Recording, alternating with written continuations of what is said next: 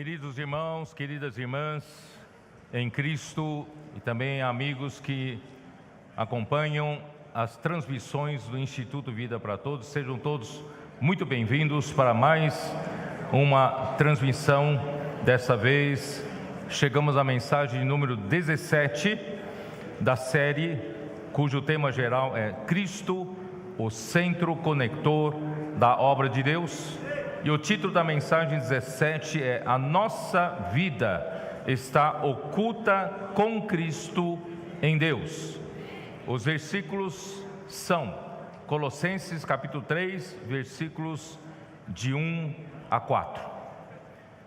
Nós estamos muito alegres porque o Senhor realmente tem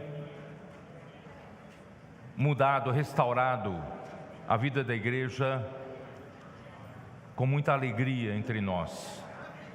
Estamos de fato como quem sonha. E essa semana nós estamos recebendo vários irmãos da liderança da região 2 do Brasil, que compõem as igrejas de 4 estados, desde Pará, Amapá, Maranhão e Piauí. E também estamos recebendo os irmãos do estado de Tocantins, região 3, estão aí, e também vários outros, que também alguns já foram embora, do Mato Grosso do Sul. Os irmãos de Foz do Iguaçu estão aqui, do Cone Sul, e especialmente os irmãos do continente africano. Estamos com os irmãos de Congo.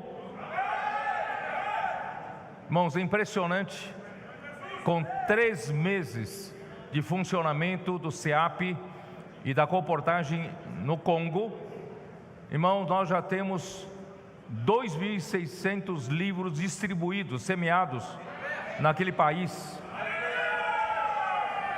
E como resultado da comportagem, eles já reservaram $5.000 para reimpressão de livros. Irmãos, o Senhor realmente tem abençoado o Congo. Que o Senhor possa abençoar mais ainda. E também os irmãos do Quênia têm chegado aqui já há algum tempo, e algum deles vai embora amanhã. Mas eu também quero dizer que o Senhor vai abençoar muito aquele país. E também chegou, também os irmãos de Uganda estão aí, E finalmente um cooperador conseguiu chegar, o irmão William, está aqui conosco, onde ele tem uma escola com 460 alunos. Nós estamos querendo aproveitar isso ali, irmão.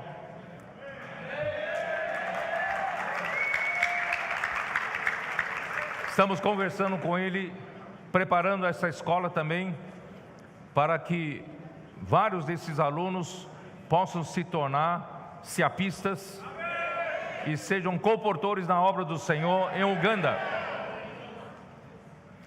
O Senhor está fazendo grandes coisas nos nossos dias, porque Ele quer voltar.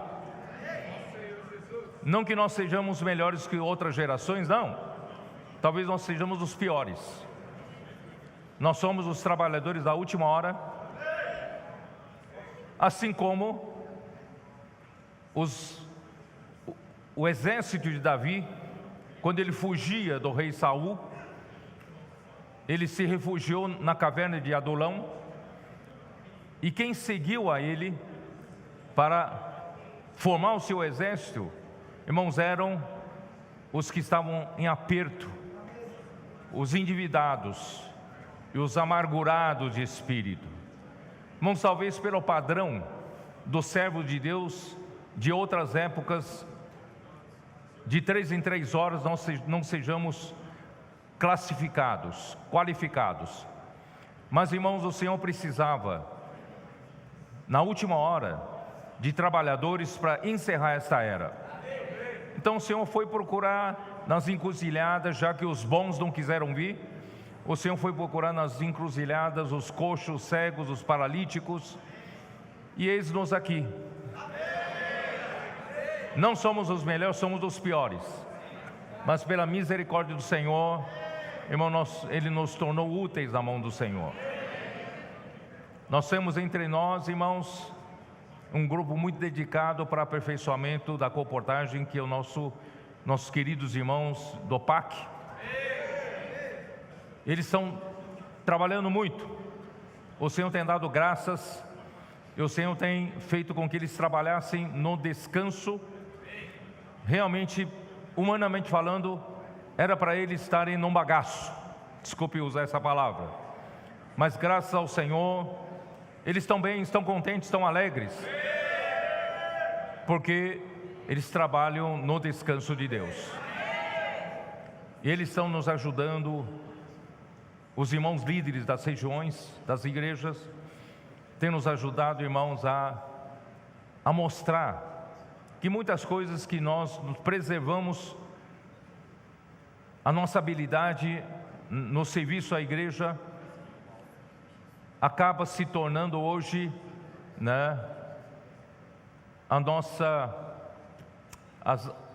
as habilidades que no começo eram habilidades dadas do céu, na esfera do céu, mas com o tempo nós nos acostumamos e acabamos usando essas habilidades na esfera terrena.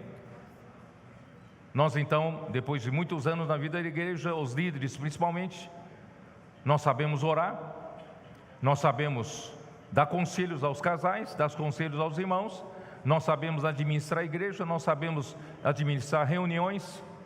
Irmãos, essas muitas habilidades, se não tomarmos cuidado e não forem feitas na esfera celestial, acabam tornando nossas muletas, acabam, né, tornando as nossas boias. E o Senhor quer nos levar para uma outra esfera. Por isso que Colossenses 3, versículo 1 diz: buscai as coisas lá do alto, se nós já ressuscitamos juntamente com Cristo. Quem aqui crê que já ressuscitou com Cristo? Então não faz sentido mais, irmãos, de buscar as coisas aqui da terra. Se nós já ressuscitamos juntamente com Cristo, busquemos as coisas lá do alto, onde Cristo vive, assentado à direita de Deus. Pensai nas coisas lá do alto, não coloca mais a sua mente nas coisas aqui da terra, em como ganhar dinheiro, como sustentar a família, correndo atrás como todo homem, talvez coisas legítimas, não tem nada de errado, mas, irmão, nós acabamos escravizados às coisas da terra. Versículo 3 diz: porque morrestes, e a vossa vida está oculta juntamente com Cristo em Deus. Irmão, nós já morremos para as coisas da terra, nós já morremos para a carne, já morremos, irmãos, para... o nosso corpo do pecado já foi crucificado juntamente com Cristo. Nós não vivemos mais em pecado, ou aliás, não precisamos viver mais em pecado. Não precisamos mais viver como escravos do pecado, porque a nossa carne foi crucificada juntamente com Cristo. E nós, irmãos, hoje a nossa vida está oculta em Cristo, em Deus. Quando Cristo, que é a nossa vida, se manifestar, então vós também sereis manifestados com Ele em glória.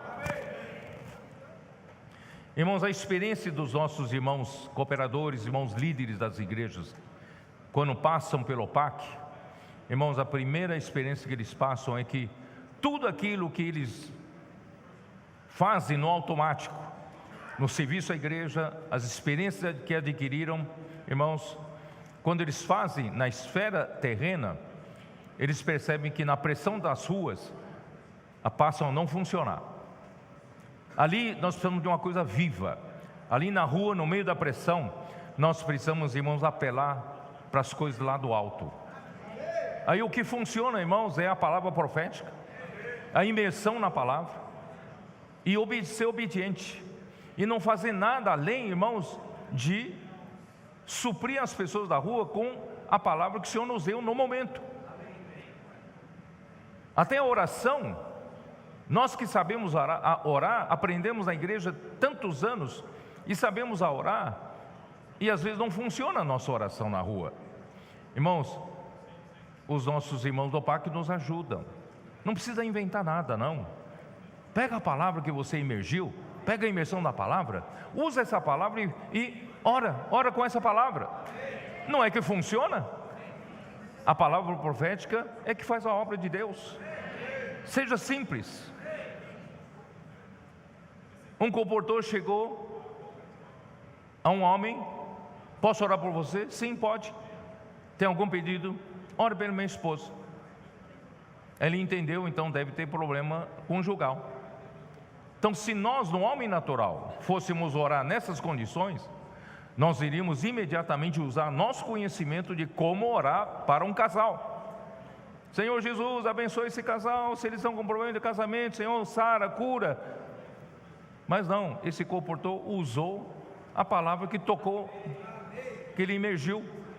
Ele foi muito tocado, irmãos, que nós ainda construímos muitas fortalezas na nossa mente, e na nossa mente natural temos muitas resistências à palavra de Deus.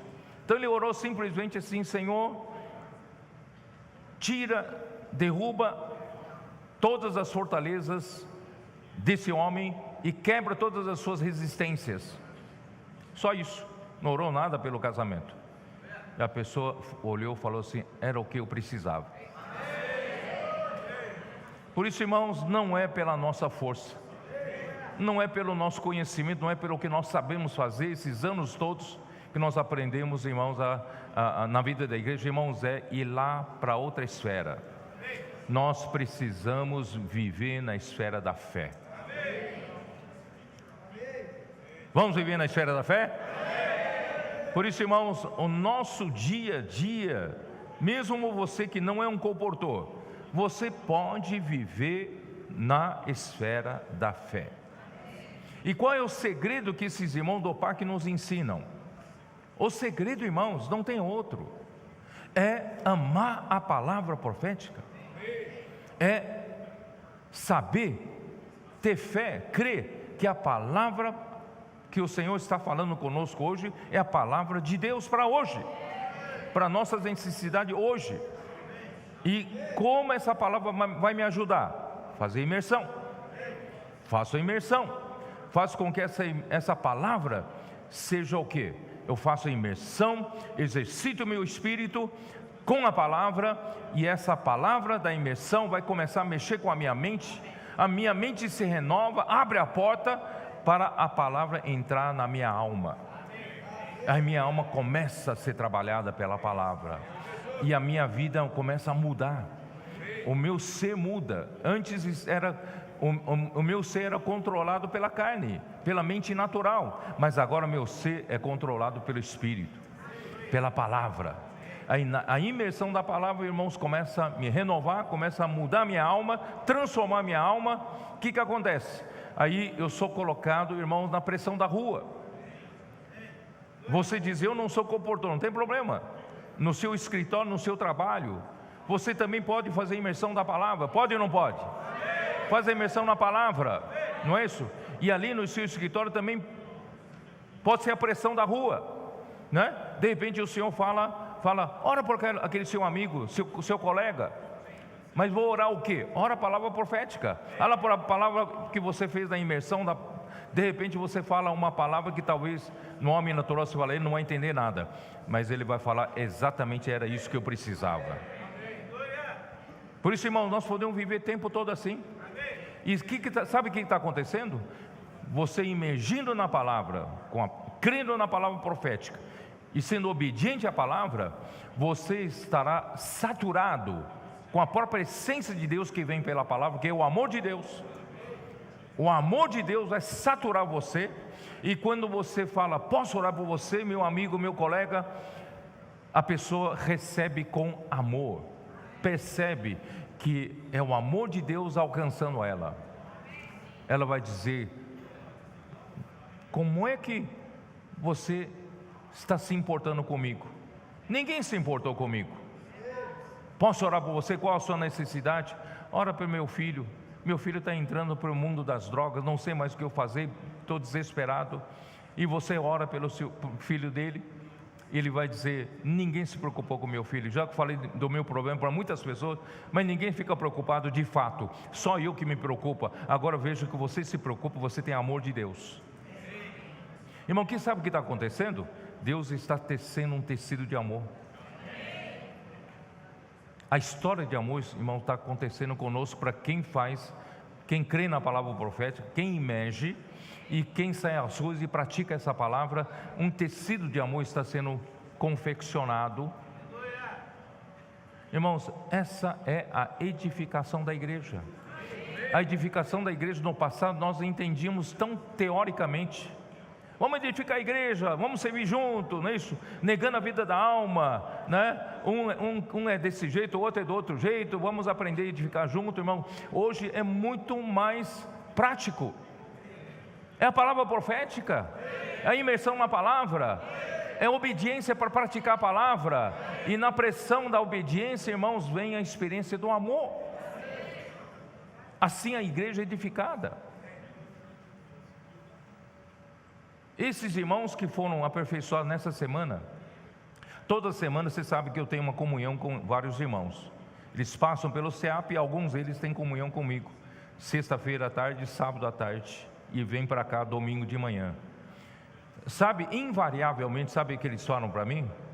Eles falam para mim que depois dessa semana passada no PAC, junto com os irmãos que nós servimos juntos, surge um amor inexplicável dentro de mim, que parece que eu olho para esses irmãos que passei uma semana junto, eu olho com tanto carinho, olho com tanto amor. Não é um amor natural, é um amor que Deus, né? Deus colocou dentro de nós. Irmão, você imagina, se você puder viver todo o tempo assim, você vai amar mais sua esposa, você vai amar mais o seu marido, você vai resolver o problema da sua família. O amor de Deus resolve tudo, irmãos. Acredita nisso? É disso, irmãos, que a igreja precisa. Por isso, irmão, eu tenho insistido para que os irmãos das igrejas pudessem experimentar isso que os irmãos do PAC estão experimentando, porque esse modelo pode ser repassado e deve ser repassado para toda a igreja. E dessa forma nós vamos estar, de fato, irmãos, sendo edificados no amor. Não é teoria, é amor. E estaremos apressando a volta do Senhor. Irmão, a única coisa que tenho no meu coração, irmãos, é desespero pela volta do Senhor. Vamos trazer o Senhor de volta? O Senhor pode contar com você? Por isso, irmãos, não fique ocupado todo o tempo com as coisas legítimas, que é o seu trabalho, ganhar dinheiro, sustento da família. Todas essas coisas são legítimas, mas não deixe, irmãos, apagar o fogo, né, do Espírito do Evangelho que está dentro de você. Vamos juntos, irmãos, vamos juntos renovar nossa mente, praticar, amar a palavra, imersão na palavra, obediente à palavra. Vamos praticar isso no nosso dia a dia. Isso, nós vamos estar mergulhados no amor. Esse amor vai nos edificar, irmãos. Quando completar nossa obediência, como diz 2 Coríntios capítulo 10, o Senhor estará pronto para punir toda desobediência. Quer dizer, o Senhor poderá voltar. Nós entraremos no reino milenar para reinar com Cristo durante 1000 anos. Quem quer esse galardão? Eu vivo motivado por isso. Essa esperança é a perseverança da minha esperança. Muito bem, preciso entrar na mensagem, né? Senão vai, que nem em Campinas, não conseguir falar a mensagem, né? Senhor Jesus. Irmãos, eu quero começar da seguinte forma. João capítulo 1, versículos 1 e 2. Abra sua Bíblia, por favor. Evangelho de João, capítulo 1, versículos 1 e 2.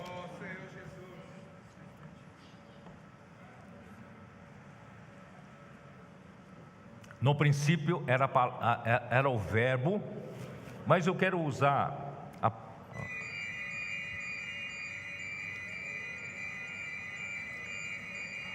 Eu quero usar o termo palavra, que é mais compreensível para nós, tá? Então, na versão King James atualizada está palavra, tá? Então, no princípio era a palavra estava com Deus e a palavra era Deus. Aí o King James atualizado traduz assim no versículo 2: Ele, a palavra, estava no princípio com Deus, tá? Então vou repetir: no princípio era a palavra, e a palavra estava com Deus, e a palavra era Deus. Ele, a palavra, estava no princípio com Deus.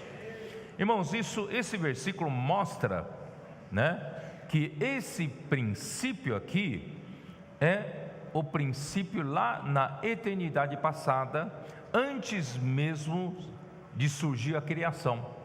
Antes de Deus fazer a criação, esse é o princípio na eternidade passada. Lá estava Deus, o Pai, a palavra, não é isso? E a palavra estava com Deus, e a palavra era Deus. E a palavra, né, estava no princípio com Deus. Então, mostra, queridos irmãos, que Cristo era o Filho unigênito do Pai.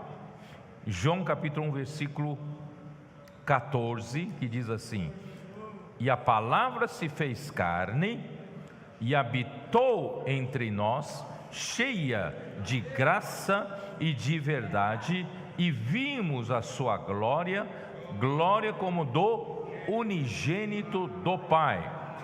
Versículo 18: Ninguém jamais viu a Deus, o Deus unigênito que está no seio do Pai é quem o revelou. Então, na eternidade passada, quem era o Filho? A palavra. A palavra era o Filho, mas como ele, na eternidade passada, ainda não tinha humanidade, não tinha se tornado homem, então ele era o Filho unigênito de Deus. Ele era o único Filho de Deus, o Filho unigênito de Deus, né? Mas um dia a palavra se fez carne. Um dia a palavra tomou a semelhança da carne do pecado, a semelhança, e veio aqui na terra cheia, a palavra veio cheia de graça e de verdade. E quem estava lá viu a glória dele, e essa glória é a glória do unigênito do Pai desde a eternidade passada, tá? Então, na eternidade passada, irmãos, Cristo já era a palavra. Sabe por que Cristo é a palavra? Porque ele foi preparado para ser o centro de comunicação entre o céu e a terra. Deus queria criar a terra. Então, antes de criar, ele já preparou o seu próprio filho para ser a palavra. E a palavra, irmãos, é para quê? Para comunicação. A palavra não é para comunicação? Você não se comunica através da palavra? Então Cristo é a palavra. É a palavra de Deus. Então é para comunicação. Irmãos, em João 1:51, como diz, o último versículo do capítulo 1.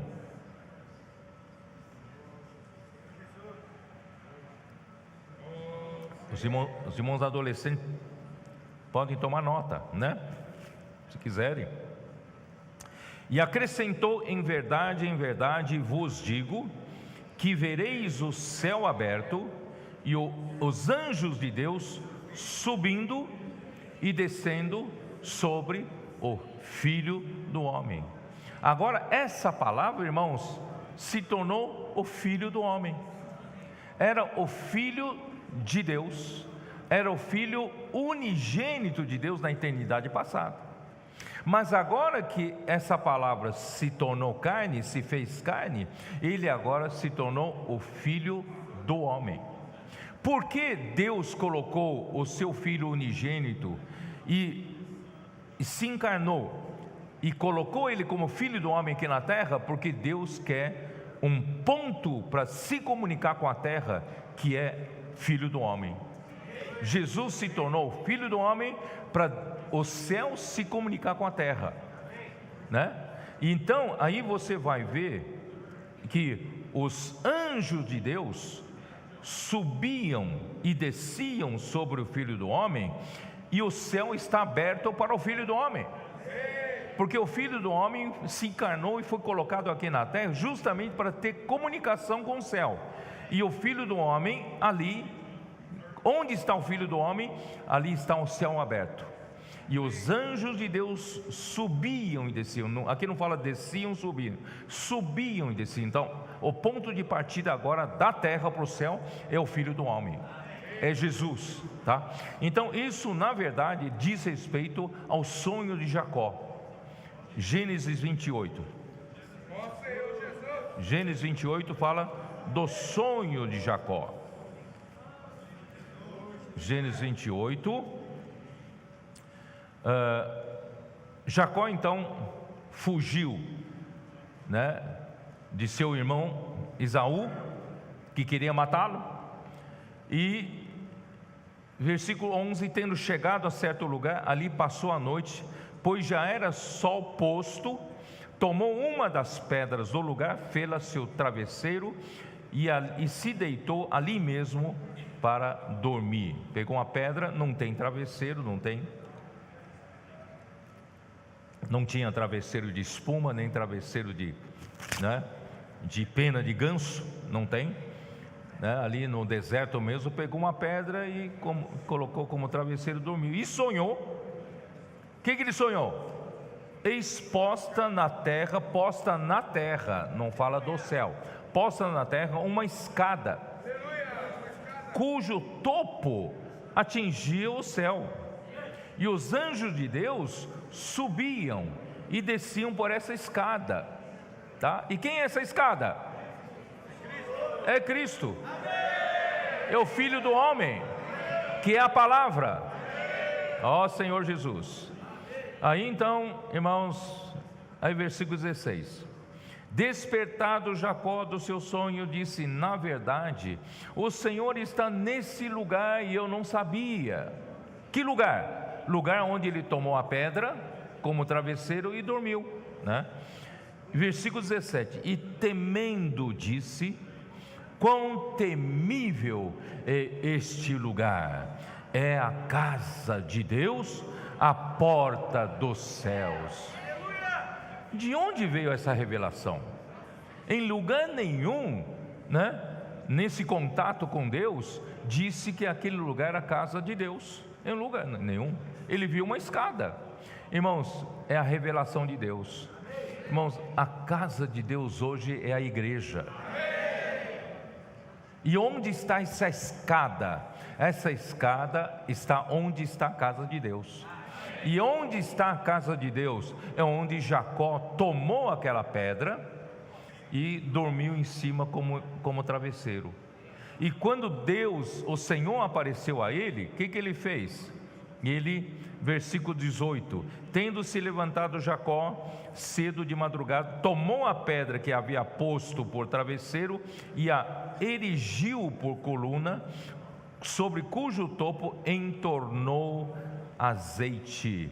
Então aquela pedra que ele se deitou como travesseiro, ele levantou, né, como uma coluna e jogou azeite. Azeite representa o Espírito de Deus.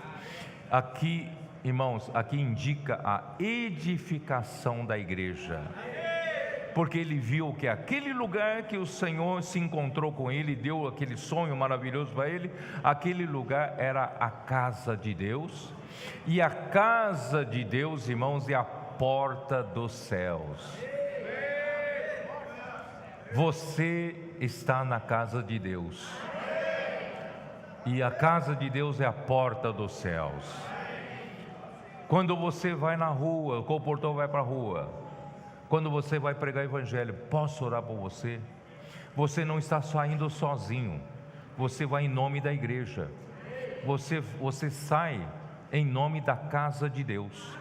E quando você fala, posso orar por você, você está o quê? Você está conectando o céu, aquela pessoa ao céu, né? Porque a igreja é a porta dos céus. E quem é que conecta, né, as pessoas com o céu? Irmãos, é Cristo. Cristo é o conector, Cristo é a escada, Cristo, irmãos, é o centro de comunicação da terra com o céu. Por isso, irmãos, não é a sua palavra, né, a sua habilidade de dar mensagem para essa pessoa que vai conectar a pessoa com o céu. Irmãos, é Cristo. Por isso, não use da sua habilidade, use a palavra de Cristo. O que o Senhor falou com você, use aquela palavra para conectar as pessoas com Deus, tá? Então, graças a Deus, irmãos, por isso que Cristo, para conectar a terra com o céu, Ele é o centro da comunicação, Ele é a escada que liga a terra com o céu. Irmãos, Ele precisava se fazer carne, se tornar carne, para que tudo isso pudesse acontecer daí para frente. Por isso, irmãos, versículo 14 já lemos: e o verbo se fez carne, habitou entre nós, cheio de graça e de verdade, vimos a sua glória, glória como do unigênito do Pai. Por quê? Nós já falamos que o homem, em Gênesis 3, a serpente, com a sua astúcia, corrompeu a mente da mulher e fez com que ela duvidasse da palavra de Deus, e através dessa dúvida, essa hesitação na mente, ele conseguiu atraí-la para mostrar para ela que existe uma alternativa que substitua Deus, que é o conhecimento do bem e do mal. O homem não precisa mais de Deus para viver, o homem agora pode ter um juízo próprio do que é certo, do que é errado, e a mulher caiu nessa conversa. E a partir daquele momento, irmãos, o homem se desconectou de Deus. E Deus, irmãos, é a única verdade nesse universo. Quando o homem se desconecta de Deus, irmãos, o homem ficou conectado com nada, com zero, com vazio, com a vaidade, com a falsidade e mentira. Ó Senhor Jesus. Então Deus teve que enviar seu próprio Filho e se tornar o quê? Se tornar um homem, se tornar carne. Irmãos, a carne não é um termo positivo. A carne é depois que o homem, já caiu, né? O homem se tornou carnal. Isso está em Gênesis capítulo 6. O homem se tornou carnal. Carne não é um termo positivo, é negativo, né? Então, Jesus também teve que tornar-se também carne. Vocês não acreditam? Então vamos lá. Hebreus 2. Hebreus 2. Versículo 14. Visto, pois, que os filhos têm participação comum de carne e sangue, o homem que Deus quer que Jesus venha curar, venha salvar, Cristo venha salvar, irmãos, o homem, todos nós temos carne e sangue. Então, destes também ele igualmente participou. Para quê? Para que por sua morte destruísse aquele que tem o poder da morte, a saber, o diabo, e livrasse todos que pelo pavor da morte estavam sujeitos à escravidão por toda a vida.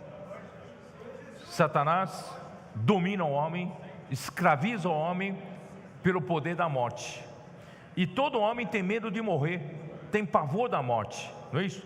Por isso, irmãos, os homens adoram ídolos, justamente por medo de morrer. Eu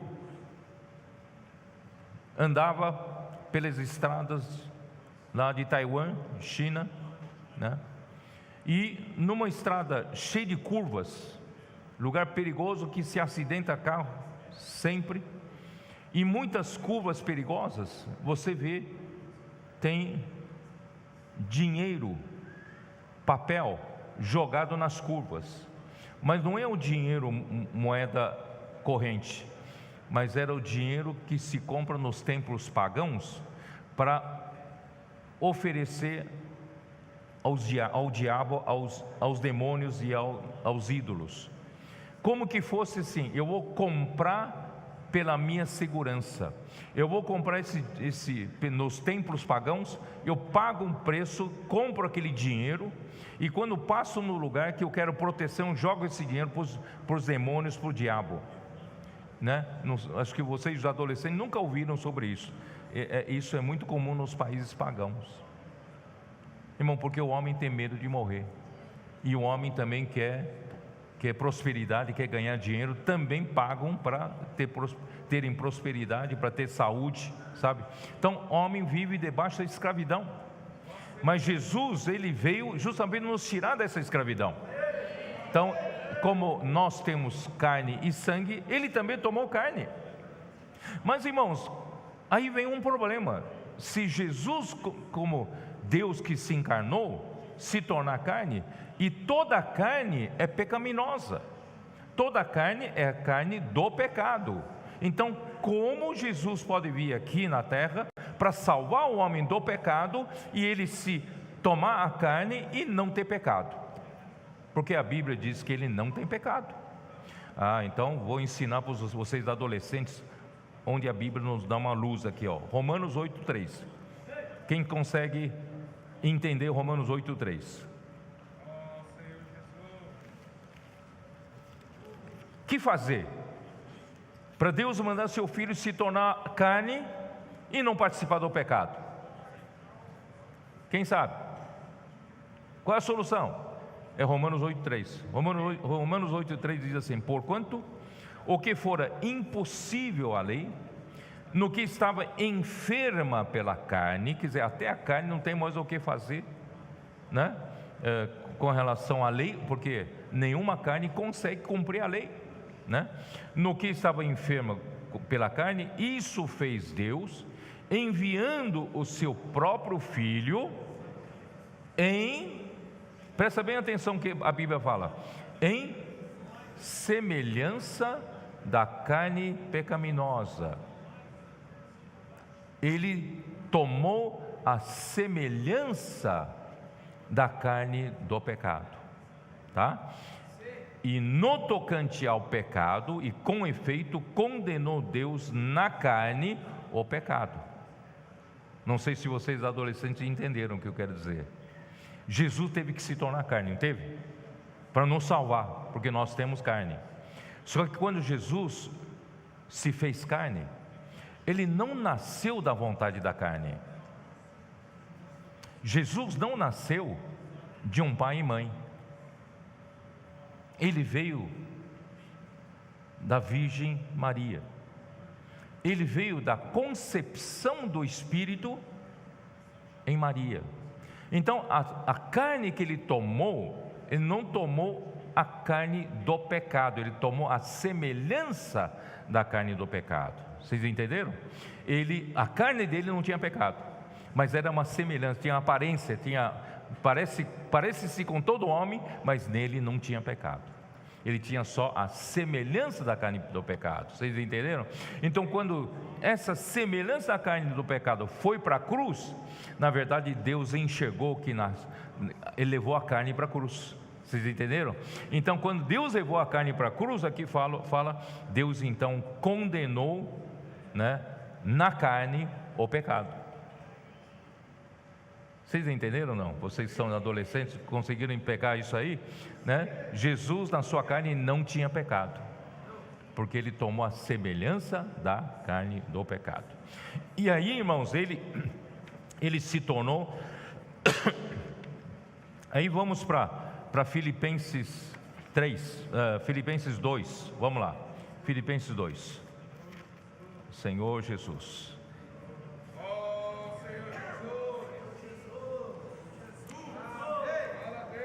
Filipenses 2, versículo 5, diz assim: tende vós tende em vós o mesmo sentimento que houve também em Cristo Jesus, pois ele, subsistindo em forma de Deus, não julgou como usurpação o ser igual a Deus. Isso acho que para os adolescentes é um pouco difícil de entender, né? Como se não julgou usurpação o ser igual a Deus? Então vou explicar. Jesus, Cristo, não era Deus? Ele não era a palavra não estava com Deus, e a palavra não era Deus?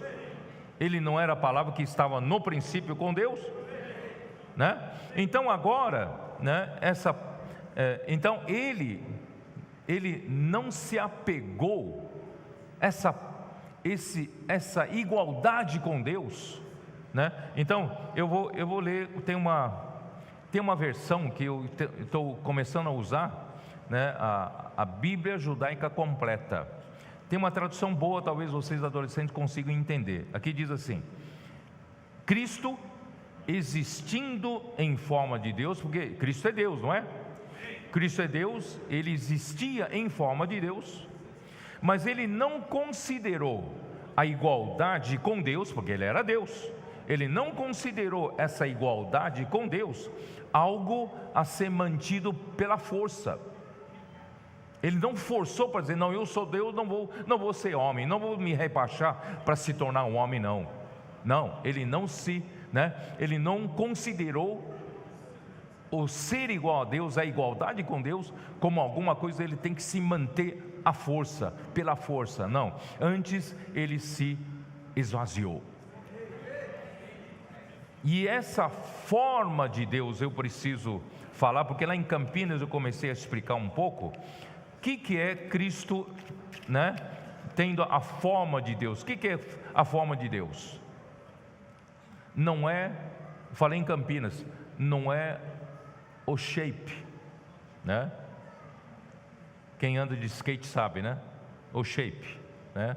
Não é o formato, não é a aparência.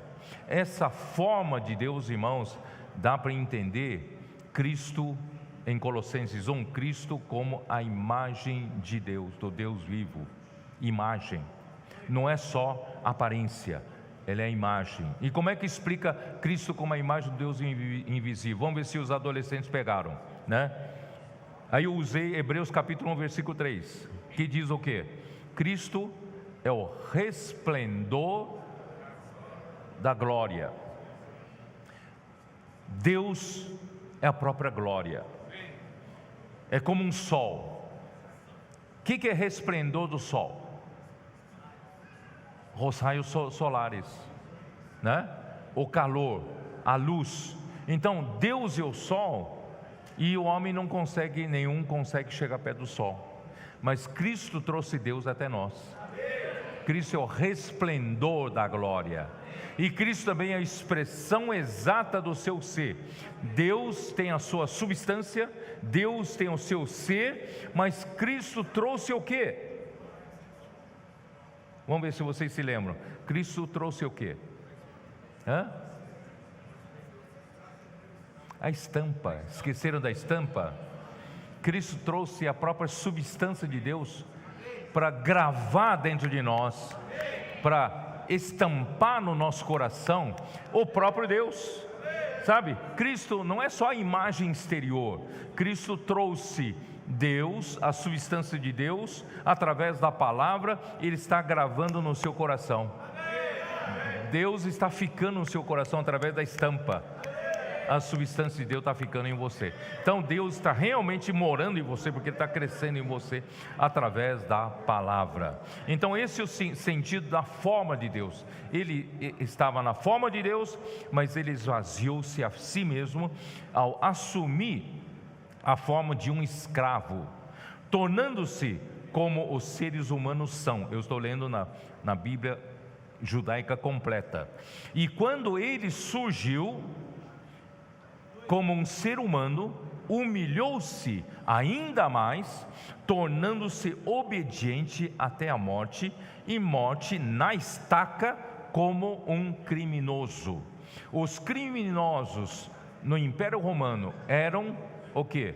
Os piores criminosos eram condenados à morte numa estaca. Pregavam os criminosos em uma estaca de pau, não é isso?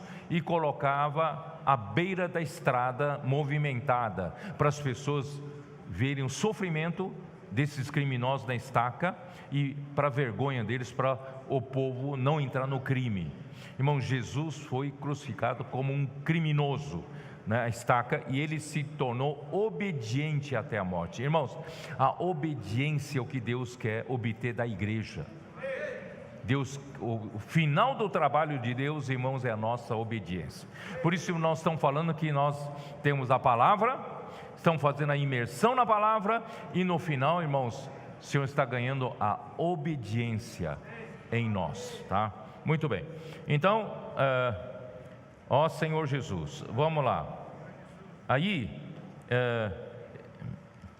Hebreus 5, 7 a 9, vamos dar uma olhada. Hebreus 5, 7 a 9.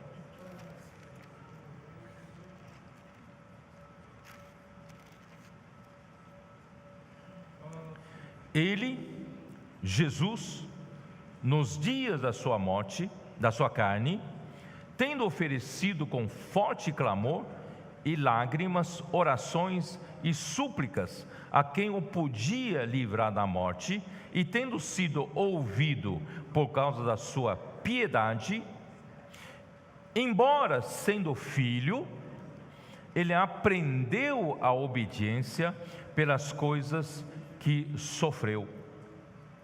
E tendo sido aperfeiçoado, tornou-se o autor da salvação eterna para todos os que lhe obedecem. Irmãos, a fé é para levar o homem à obediência, sabia disso? Então o objetivo final de Deus é nós trilharmos no mesmo caminho que Jesus Cristo trilhou aqui na terra. Jesus se fez um homem, se tornou um homem, mas ele ainda sendo Deus, como homem, ele precisou aprender a lição principal como homem. E a lição principal como homem, irmãos, é a obediência, sabia disso? Ele aprendeu obediência e obediência da morte. Tanto é que, irmãos, para o homem não é fácil obedecer. Na véspera da sua crucificação, no jardim, Getsemane, ele orou ao Pai. Pai, na verdade ele estava sofrendo muito. As gotas do suor dele caíam como gotas de sangue. Ele estava extremamente angustiado. E ele falou para o Pai: Pai, se possível, passe de mim esse cálice, mas não seja como eu quero, seja como tu queres. Irmãos, isso é a lição de obediência. Ele foi levado ao limite humano e ele se entregou ao Pai pela obediência. Irmãos, o que Deus quer fazer com a sua igreja é nos levar à obediência. E essa obediência, irmãos, é o resultado final da edificação da igreja e é o resultado final do tecido do amor, da história do amor. Irmão, quando a obediência chegar, ao ponto máximo da igreja, irmão, o Senhor vai voltar. O Senhor vai voltar. Ó Senhor Jesus. Ah, Senhor Jesus. Hebreus 2, já que estamos em Hebreus, vamos ler Hebreus 2. Irmãos, Hebreus 2 é maravilhoso. Versículo 5 diz assim: pois não foi a anjos que sujeitou o mundo que há de vir, sobre o qual estamos falando. Antes, alguém em certo lugar deu pleno testemunho, dizendo que é o homem que dele te lembres, ou filho do homem que o visites, fizeste por um pouco menor do que os anjos, mas de glória e de honra o coroaste e o constituíste sobre as obras das suas mãos, todas as coisas sujeitaste debaixo dos seus pés. Sabe que homem é esse? É você e eu. Olha que coisa maravilhosa. Capítulo 1 de Hebreus mostra que não foi para os anjos, não. Os anjos foram criados para servir a nós, sabiam disso? Os anjos são ministros para salvar, para servir os que hão de herdar a salvação. Então, os anjos são para nós servir. Nós, irmãos, estamos sendo preparados para reinar no mundo que há de vir. Quem tem essa consciência está sendo preparado. Você está sendo preparado para ser um príncipe, para ser uma princesa, para ser um rei, para reinar no mundo vindouro. E Deus não entregou esse privilégio para os anjos, é para você, homem, né? Deus vai sujeitar todas as coisas a homem. Só que no versículo 8, final do versículo 8, agora porém ainda não vemos todas as coisas a ele sujeitas. Quer dizer, o homem ainda não pode sujeitar as coisas, porque o homem ainda não aprendeu a obediência. Então, irmãos, o que nós estamos fazendo aqui, irmãos? Através da palavra profética, imersão, né? Irmãos, é aprendendo a obediência. O Senhor quer que você vá para a rua? Obediência. Contate aquela pessoa, obediência, não é? Cuida daquela pessoa, obediência. Faz a imersão para curar problemas do seu casamento, obediência, não é? Então, no final, irmãos, a edificação da igreja, quando terminar, obediência também chegou ao fim. Aí o Senhor poderá voltar, né? Porque o Senhor quer preparar o homem para governar o mundo que há de vir. Mas quem vai nos levar lá? Quem vai nos levar lá? Versículo 9: vemos todavia aquele que por um pouco tendo sido feito menor que os anjos, Jesus, por causa do sofrimento da morte, foi coroado de glória e de honra. Ele já foi coroado na ressurreição, e foi para que pela graça de Deus provasse a morte por todo homem, porque convinha que aquele por cuja causa e por quem todas as coisas existem, conduzindo muitos filhos à glória, aperfeiçoasse por meio de sofrimentos o autor da salvação deles. Então Cristo é o nosso capitão da salvação, o autor da salvação. Ele está à nossa frente, Ele trilhou esse caminho da obediência, e nós hoje, pela palavra profética, pela imersão na palavra, nós estamos trilhando pelo mesmo caminho da obediência. Ó Senhor Jesus. Mas onde eu quero chegar com tudo isso, irmãos? E quando então ele aprendeu obediência, né? Filipenses 2, versículo 9 a 11, volta lá para Filipenses. Senhor Jesus.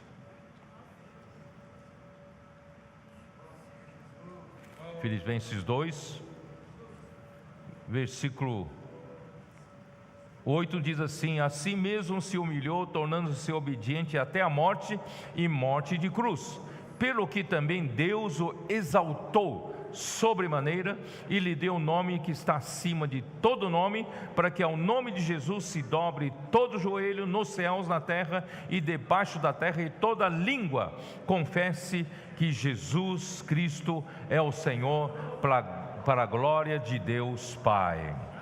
Irmãos, Ele foi feito Senhor e Cristo. Isso está em Atos capítulo 2, versículo 36. Irmãos, eu estou lendo por amor de vocês, para vocês saberem que existem esses versículos aqui na Bíblia. Atos 2, 36. Esteja absolutamente certa, pois, toda a casa de Israel, de que a este Jesus que vós crucificastes, Deus o fez Senhor e Cristo.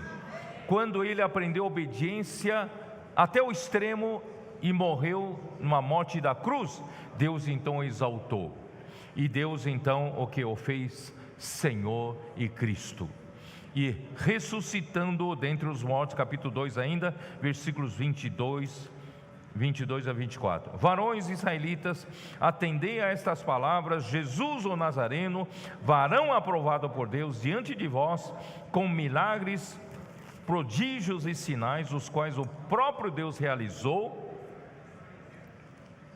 por intermédio dele entre vós, como vós mesmos sabeis, e sendo este entregue pelo determinado desígnio e presciência de Deus, vós o mataste, crucificando-o por mãos de iníquos, ao qual, porém, Deus ressuscitou, rompendo os grilhões da morte, porquanto não era possível fosse por ele retido por ela. Cristo não permaneceu na morte, Deus o ressuscitou. Irmãos, em ressurreição, vamos voltar lá para Hebreus 5, em ressurreição, irmãos, Cristo foi glorificado por Deus. Hebreus 5, né? Versículo 5 e 6. Assim também, Cristo a si mesmo não se glorificou para se tornar sumo sacerdote, mas o glorificou aquele que lhe disse: Tu és o meu filho, eu hoje te gerei.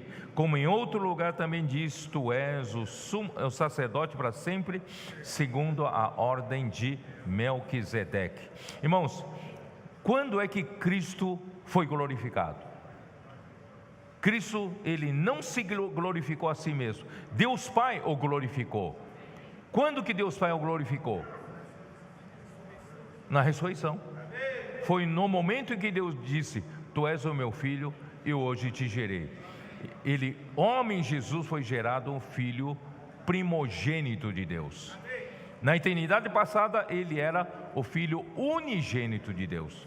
E na ressurreição, Jesus se tornou o filho primogênito de Deus. Foi nessa hora da ressurreição, ele foi glorificado, tá? Glorificado, tá? E versículo 10 que diz o quê?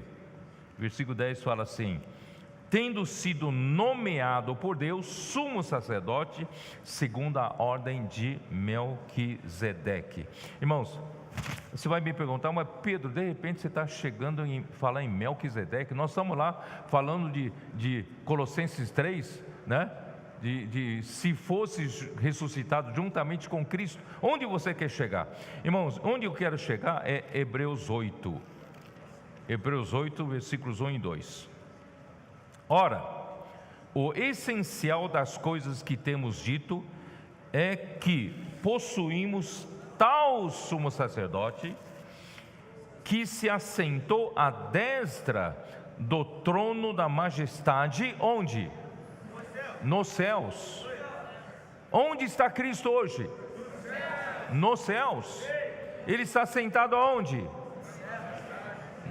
Né? À destra, à direita da majestade, do trono da majestade. E quem é ele lá no céu? É o sumo sacerdote, segundo a ordem de Melquisedeque. É toda a história que acontece no céu. Versículo 2: como ministro do santuário e do verdadeiro tabernáculo que o Senhor erigiu, não o homem. Onde está esse verdadeiro tabernáculo? Onde está? Esse verdadeiro santuário, irmão, verdadeiro tabernáculo é no céu. É no céu, tá? Ó Senhor Jesus, capítulo 9, versículo 24.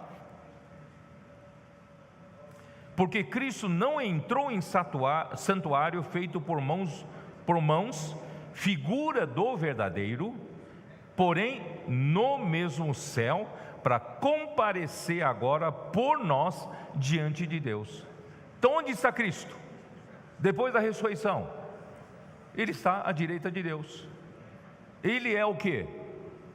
Ele está servindo por nós, como sumo sacerdote. Ele está servindo dentro do templo celestial. Ele, o sumo sacerdote, até hoje está lá servindo a Deus, ministrando a Deus no templo celestial. Ele é o sacerdote da ordem de Melquisedeque. Ó Senhor Jesus. Hebreus 4. Hebreus 4, 14.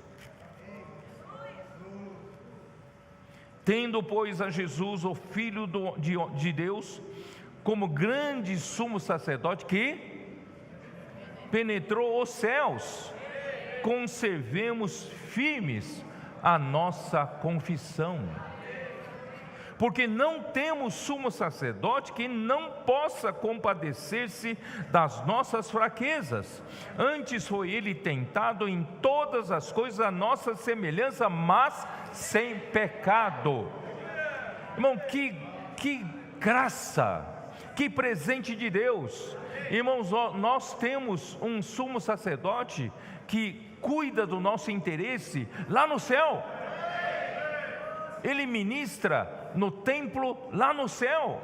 Ele está ministrando a nosso favor todo o tempo diante de Deus. E ele também foi homem. Ele entende, conhece as nossas fraquezas.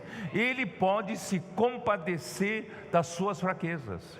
Ele pode se compadecer dos seus problemas, das suas dificuldades. Então, acheguemo-nos, portanto. Vamos nos achegar. Chega para perto do Senhor. Acheguemo-nos confiadamente junto ao trono da graça. Onde é esse trono da graça? É lá no céu. Mas como é que você consegue chegar lá no céu? Por meio do seu espírito e por meio da sua fé. Por meio dessa escada, você é levado para o céu. Entendeu? Acheguemo-nos, portanto, confiadamente junto ao trono da graça, a fim de recebermos misericórdia e acharmos graça para socorro em ocasião oportuna. Apocalipse 4:2. O trono da graça está lá no céu. 4:2. Imediatamente João foi levado em espírito, achei-me em espírito, e eis armado no céu um trono, e no trono alguém sentado. João foi levado para uma verdadeira situação na esfera espiritual. Irmãos, é para onde você precisa ser levado. Não viva mais, irmãos, pelas coisas da terra. Vamos olhar para cima. Como é que é? Levanta a cabeça, não olha para o chão. Levanta a cabeça, olha para o céu.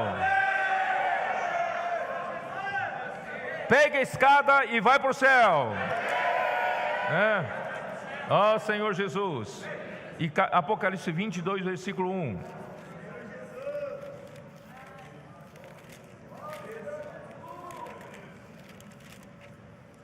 Então me mostrou o rio da água da vida, brilhante como cristal, que sai do trono de Deus e do Cordeiro. Esse trono, irmãos, está no céu, de onde flui o rio da água da vida.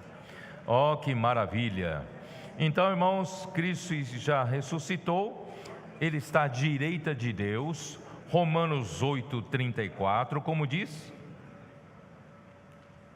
Vamos ler. Romanos 8:34, como diz? Quem os condenará? É Cristo Jesus quem morreu, ou antes quem ressuscitou, o qual está à direita de Deus e também intercede por nós. Irmãos, quem pode nos condenar se quem morreu por nós é Cristo? Alguém pode dizer para Deus, alguém nos acusa diante de Deus que você é um fracassado, você é um pecador, você só faz coisa errada. Mas, irmãos, foi Cristo quem morreu por você. Não é esse que te acusa, não é Satanás que te acusa. Ninguém morreu por você, Cristo morreu por você. Você pode dizer para o acusador: sim, eu sou fraco, eu sou um pecador, eu sou um fracassado, mas esse fracassado já morreu com Cristo. Não é? E quem ressuscitou? Irmão, quem ressuscitou? Quem morreu por nós? E quem ressuscitou? Cristo. Onde Ele está? Ele está à direita de Deus. Mas não está sem fazer nada. Ele não está lá descansando numa rede, tomando suco de laranja, não. Ele está intercedendo por nós. Ele intercede por você. Ó Senhor Jesus. agora sim eu posso voltar para Colossenses. Vamos lá para Colossenses. Vocês entenderam essa viagem toda que eu fiz para poder trazer realidade a essa leitura aqui de Colossenses 3. Portanto, versículo 1: se fosses ressuscitados juntamente com Cristo, você foi ressuscitado? Você foi transportado para onde? No céu. A realidade da vida cristã, irmão, está no céu, não está nas coisas aqui da terra, né? Então, se fosse ressuscitado juntamente com Cristo, buscai as coisas lá do alto, onde Cristo vive. Não fica aqui nas coisas da terra. Vamos lá para o céu. E de que maneira eu posso ir lá para o céu? Deus deu um presentão para você, que é a sua fé. A sua fé te transporta para o céu. Na sua fé está aquela escada. Na sua fé está Cristo, o conector. Quando você, através da fé, exercício da fé, você não vive pelas coisas que se veem. Não vive pela sua habilidade de administrar a igreja, de fazer orações, né, de fazer coisas aqui. Não, você usa a sua fé para você ter acesso às coisas lá do céu. Irmão, o que acontece? Você é transportado imediatamente para o céu, onde Cristo vive. Ele está assentado à direita de Deus. Irmãos, Ele já está no lugar mais alto desse universo. Efésios 1 não fala que Ele foi alçado à região celeste, acima de todo principado, potestade, domínio, poder e de todo nome que se possa referir. Ele está lá em cima. Irmãos, vamos viver nessa esfera onde Ele está. Às vezes você, no meio de fazer comportagem, contatar as pessoas de pressão da rua, chega uma hora você fica meio que subjugado pela frieza das pessoas. As pessoas não querem nem saber de oração, não querem saber de Deus. E você, quando vive pelas coisas da terra, você é afetado. Quando você fica afetado, fica desanimado. Irmãos, mas o Senhor quer levar você lá para a outra esfera, levar a esfera da fé. Irmão, na esfera da fé, todas as coisas são subjugadas, estão debaixo dos seus pés. Você naquele lugar, irmãos, não precisa ficar com medo não. Você tem autoridade máxima. Você está acima de todo o poder, toda a potestade. Você que subjuga as forças das trevas. Ó Senhor Jesus, vamos viver nessa esfera, irmãos. Vamos viver nessa esfera. Por isso, versículo 2: pensai nas coisas lá do alto, não nas que são aqui da terra. Irmão, não coloque mais a sua mente na carne. Não coloque a sua mente mais nas coisas visíveis, nas coisas aqui da terra. Nós devemos viver na realidade celestial. Ó Senhor Jesus. Por quê? Porque já morrestes. Você já morreu. Você já morreu para o mundo e o mundo já morreu para você, né? Você já foi crucificado, a sua carne foi crucificada com suas paixões e concupiscências. Então, irmãos, nós não somos mais desse mundo. Nós já morremos para esse mundo. Nós devemos viver onde Cristo vive. E você sabe que se você vive essa vida na ressurreição, lá no céu, nas coisas lá do alto, o que acontece? A nossa vida está oculta com Cristo em Deus. Essa vida, irmãos, que nós vivemos hoje, é a vida que nós vivemos, a ressurreição. Lembra que em Romanos 6, ele não fala assim, para que nós fomos unidos também com Cristo na sua ressurreição, para que nós andemos em novidade de vida. Então, irmão, quando nós somos levados em ressurreição para lá no alto, irmão, a nossa vida é vivida lá. E essa vida vivida no céu, essa vida vivida na esfera celestial, ela está oculta em Cristo. Porque as pessoas aqui na terra não conseguem ver. Ninguém consegue ver a realidade da sua vida, sabia? Isso que você está fazendo.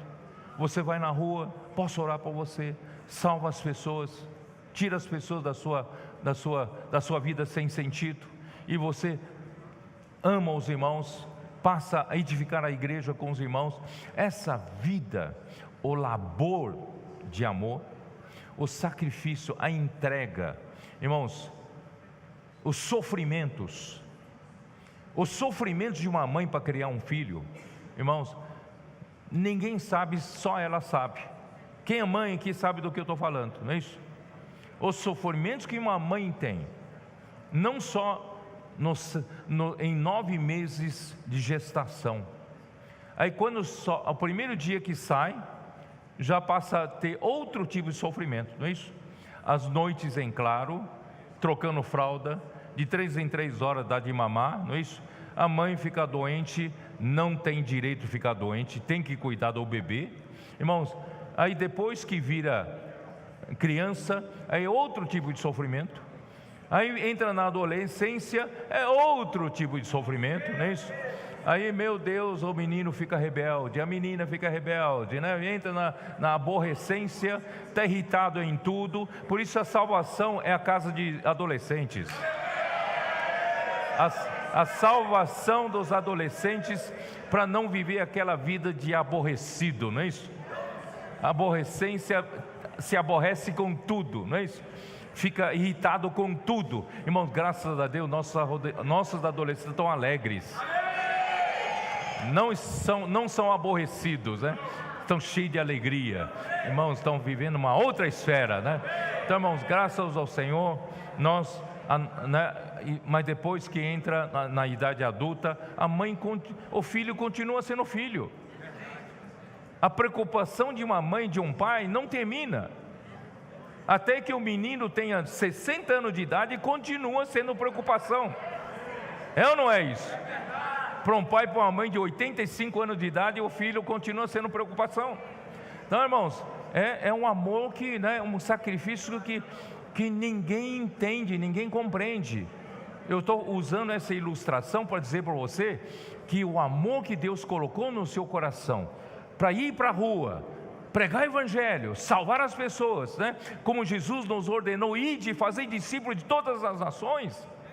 E esse evangelho do reino será pregado ao mundo inteiro, para testemunha a todas as nações. Irmãos, isso exige um labor de amor, exige sacrifício, exige entrega, exige, irmão, muitos sofrimentos, exige, irmão, muitas tribulações. Isso tudo, irmãos, ninguém conhece, ninguém sabe, só quem passa. Mas o Senhor sabe, porque essa vida está oculta em Cristo. Essa vida é ressurreição, essa vida lá na esfera do alto, aqui os homens do mundo aqui não entendem. Às vezes eu ouço o testemunho de algum comportor, posso orar por você, posso orar por você. Aí vem um espírito maligno, usa uma pessoa e fala, rapaz, vai, como é que é? Vai trabalhar, ou vai para a balada, não é isso? Né? Vai estudar, não faça isso não é isso? Né? Então, irmãos, você enfrenta essas coisas, as pessoas não entendem o que está passando, mas a sua vida está oculta com Cristo em Deus, com Cristo em Deus. Ninguém sabe. É uma história do amor que está sendo tecida, que ninguém sabe, ninguém conhece, ninguém te entende. Mas não se preocupe, irmãos, quando Cristo se manifestar, a vinda de Cristo, quando Ele voltar aqui, irmãos, essa história vai ser exposta, as pessoas vão entender você. Por isso hoje, irmãos, não precisa você hoje vindicar, né, chorar, ninguém te entende. Irmãos, na verdade, o Senhor te entende. Essa vida está oculta, a nossa vida está oculta em Cristo lá no céu. Mas quando Cristo se manifestar, nós seremos manifestados com Ele em glória. Então, irmãos, Paulo quis mostrar aos Colossenses que nós já morremos com Cristo, também já ressuscitamos com Cristo. A solução para os problemas do homem não está na terra, não está no gnosticismo, não está no ascetismo, não está em homem reprimir a sua carne para ganhar, vencer a sensualidade. Não está aqui. A filosofia dos gnósticos e o esforço dos ascéticos em buscar a santidade não passam de sabedoria do homem, mas o evangelho que Paulo pregava era a palavra da cruz, que era loucura para os que se perdem. Paulo pregava palavra fora da caixa. A loucura, irmãos, é fora da caixa. Loucura para os homens, loucura para os gregos, loucura para os judeus que buscavam sinais. Mas, irmãos, 1 Coríntios 1, dá uma olhada, 1 Coríntios 1, Senhor Jesus, 1 Coríntios 1, versículo 17. Porque não me enviou Cristo para batizar, mas para pregar o evangelho, não com sabedoria de palavra, para que se não anule a cruz de Cristo. Certamente a palavra da cruz é loucura para os que se perdem, mas para nós que somos salvos, poder de Deus. Pois está escrito: destruirei a sabedoria dos sábios e aniquilarei a inteligência dos instruídos. Onde está o sábio? Onde está o escriba? Onde o inquiridor desse século? Porventura não tornou Deus louca a sabedoria do mundo? Visto que na sabedoria de Deus o mundo não o conheceu por sua própria sabedoria. Aprove a Deus salvar os que creem pela loucura da pregação. Irmão, o que nós fazemos é loucura. Loucura da pregação, loucura da fé. É só crer na palavra.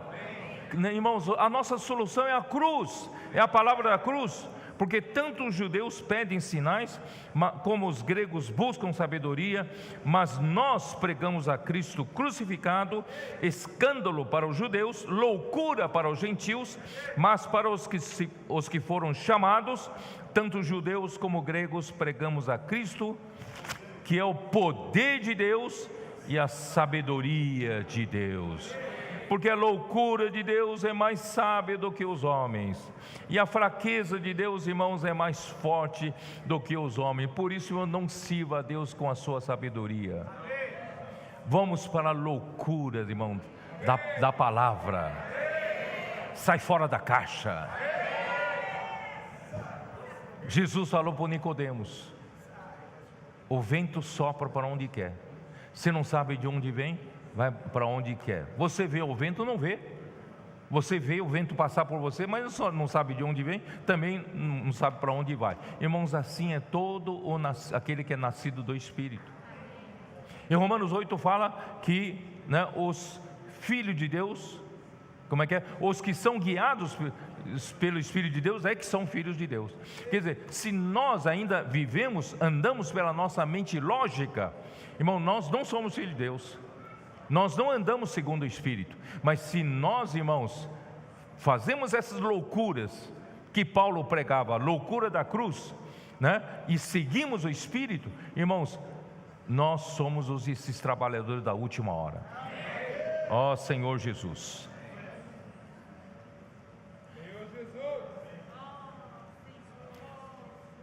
A reconexão do homem se dá na esfera espiritual e celestial.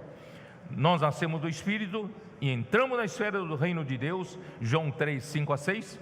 A palavra da fé que pregamos é confessar com a boca Jesus como Senhor e crer no coração que Deus ressuscitou dentre os mortos, será salvo. Isso está em Romanos 10, versículos 8 e 9. Isso quer dizer o quê?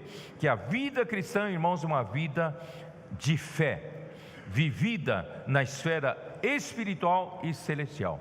Nunca mais, irmãos, devemos viver na esfera da terra. Devemos viver na esfera celestial e da terra, Então, irmão, todo aquele que é nascido do Espírito, que eu disse, vento sopra para onde quer, você não sabe de onde vem, para onde vai. Isso quer dizer o quê? Todo homem que é nascido do Espírito não vive mais, irmãos, pelas regras do homem. Nós vivemos, irmãos, não vivemos mais segundo as regras da terra, nós vivemos pelo Espírito. E todos aqueles que são guiados pelo Espírito de Deus são filhos de Deus, Romanos 8,14.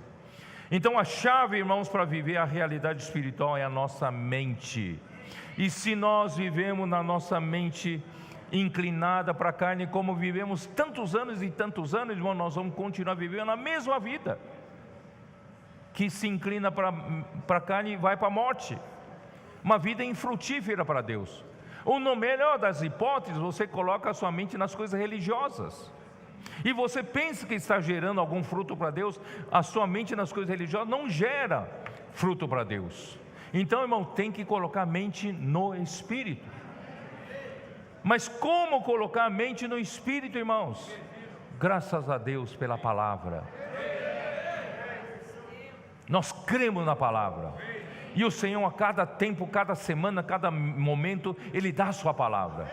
Ele nos supre com a sua palavra, que é a palavra profética, e nós cremos nessa palavra profética. Não ficamos contentes só passar na superfície da palavra, nós imergimos na palavra. A imersão na palavra faz com que a nossa mente, que está tão acostumada a inclinar-se para a carne, agora se renove e se incline para o Espírito. Aí vou ganhar vida e paz. Aí o que acontece? Essa mente, irmãos, vai então abrir a porta, né, das coisas espirituais para a minha alma. E a minha alma, irmãos, vai começar a... Senhor Jesus vai começar a me fazer pensar nas coisas lá do alto e viver na realidade lá do alto. Irmãos, tem tanta coisa que eu preciso terminar, eu não sei mais o que fazer aqui, mas eu vou tentar terminar aqui mesmo. Ó Senhor Jesus, depois eu termino na live, né? Eu faço outras coisas, mas irmãos, eu quero dizer para vocês, irmãos, quando Cristo, que é a nossa vida, eu vou pular um pouco, Cristo, que é a nossa vida, se manifestar, então nós também seremos manifestados com Ele em glória. O que é isso, irmãos? Deus hoje está, pelo fluir do rio da graça, que falamos em Efésios, Cristo está nos enchendo com toda a verdade, toda a realidade de Deus. Está enchendo cada vazio do nosso ser com a própria realidade de Deus, que é com o próprio Cristo, até a plenitude de Deus, né? Vou ler, vai, Efésios 3:19. Efésios 3:19. Ó Senhor Jesus.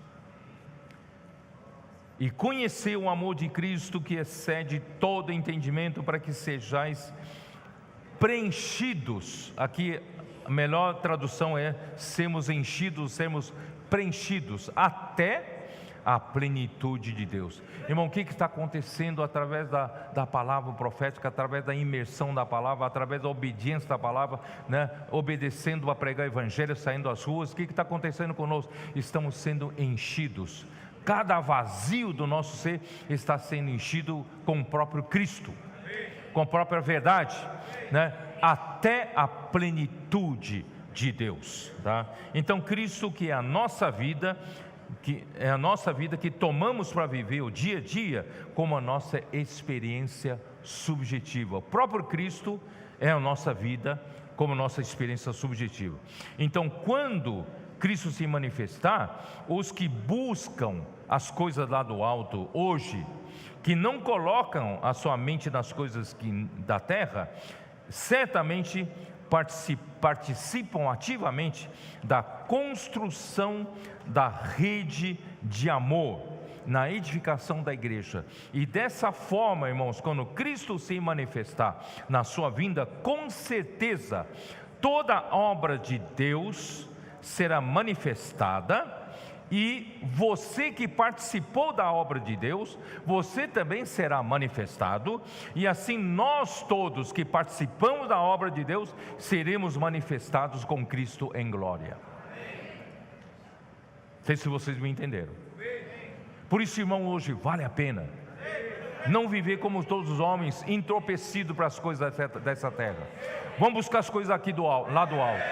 Vamos viver, irmãos, imergindo na palavra, obedientes à palavra, praticando essa palavra. Irmão, o que nós estamos fazendo?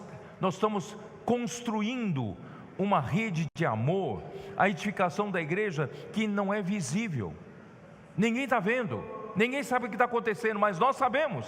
Está acontecendo porque está acontecendo lá no céu. Nós estamos construindo uma coisa lá no céu. Então, quando Cristo que está lá no céu chegar aqui na terra, Ele virá na sua glória. Irmão, nós seremos glorificados com Ele. Por isso, 1 Coríntios 13. Ó Senhor Jesus. Vocês têm um tempinho ainda? Vou terminar rápido. Vamos lá. 1 Coríntios 13. Versículo 8 diz: o amor jamais acaba. Irmão, tudo que nós estamos fazendo aqui é uma história do amor. O amor é o único item que jamais acaba. Havendo profecia, vai acabar um dia. Havendo outras coisas, vão acabar um dia. Mas o amor jamais acaba. Versículo 9: porque em parte conhecemos, em parte profetizamos. Porque hoje, irmãos, nós estamos aqui na terra ainda, e as coisas que acontecem na nossa vida estão no céu. Por isso, em parte conhecemos, em parte profetizamos. Nós ainda não estamos no céu, mas nós vivemos no céu. A nossa realidade da vida, a realidade da nossa vida está no céu, mas ainda não estamos. Deus ainda não nos levou para a glória, tá? Olha aqui, versículo 10: quando, porém, vier o que é perfeito, então o que é em parte será aniquilado. Irmão, nós ainda vivemos na terra que ninguém consegue ver o que é perfeito, mas nós já estamos construindo o que é perfeito, né? Olha, versículo 12: porque agora vemos como em espelho, obscuramente. Essa palavra espelho aqui em alguma versão é traduzida para janela, tá? Então agora nós ainda vemos as coisas de Deus por janela. Essa janela é a janela da fé. Através da janela da fé nós conseguimos ver as coisas de Deus, acessar as coisas de Deus, porque nós ainda vivemos na esfera da fé. Mas naquele dia, então, veremos face a face. Agora conheço em parte, então conhecerei também como sou conhecido. Agora, pois, permanece a fé, a esperança e o amor. Esses três, porém, o amor deles, maior deles é o amor. Ó Senhor Jesus. Ó Senhor Jesus. Vou terminar com 1 João 3. Vai, vamos lá.